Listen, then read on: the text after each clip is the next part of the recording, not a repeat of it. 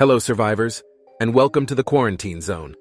During last week's episode, we finally saw the Bloater make its first, and hopefully not its last, appearance on the hit HBO series, The Last of Us. For those unfamiliar with the game, Bloaters are the fourth, rarest, and most dangerous stage of the infected in The Last of Us universe.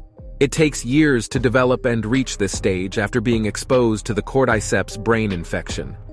On the HBO official podcast, series co-creator Neil Druckmann explained, "When you first get infected, there's a thing called a runner, which is just a recently infected person.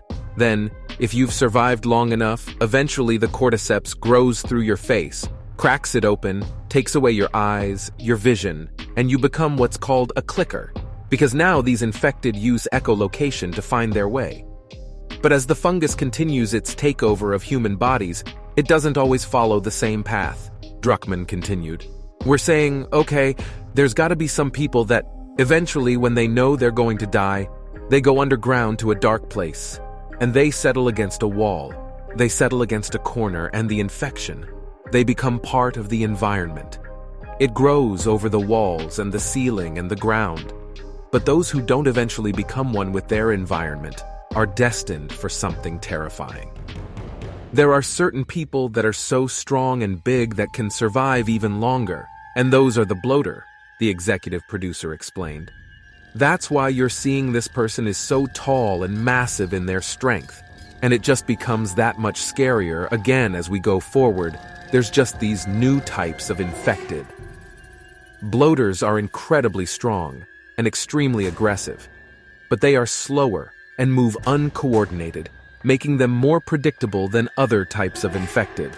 Because of their thick fungus and protective covering, they can withstand multiple hits from even the strongest weapons like the shotgun and hunting rifle. Like all infected, Bloaters are vulnerable to fire, making weapons like Molotov cocktails and flamethrowers ideal when dealing with numerous Bloaters. While Bloaters are a frequent encounter in both games, for the most part, they are not a mandatory fight. In chapters like Pittsburgh, the University, the Salt Lake City sewers, and the Seattle Hotel, the player can simply avoid these enemies if they wish to do so. The Bloater in last week's episode was played by Adam Basil, a UK stuntman who worked on another hit HBO series, Game of Thrones. Prosthetic makeup designer Barry Gower estimates the entire Bloater suit weighed 40 kilograms or more, roughly 88 pounds. "We had a whole copy of his body that we modeled the Bloater prosthetics over in modeling clay," he recently said in an interview. "We cast it out of a foam rubber and foam latex, which is very lightweight. It's almost like an upholstery foam, a very spongy sort of material. That was all molded and cast in separate sections, top half, head, arms, legs. We had a team who fabricated all these parts together. We had a zipper up the back and around the waist that we could zip them together. He had all these pendulous folds of fungus which hid zippers and poppers. The suit would be very soft, but very slimy and wet. We covered him in this gel-like solution, which gave him a gloss to all the fungus. We had lots of little spines and spiky hairs punched into his body, like little growths burrowing out. To get the shapes to read, we had to cover them in a gloss.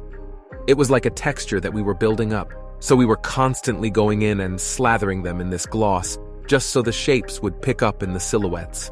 We were repeatedly going in and gelling him up more, covering him in this lube, so he was nice and shiny."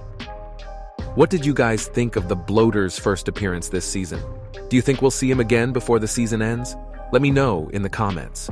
Remember, knowledge is power, and staying informed is key to survival in today's world. Don't hesitate to hit that subscribe button and join me on this journey again soon. Until then, stay safe, stay curious, and take care of each other. This was your friend Josh White. See you in the next video.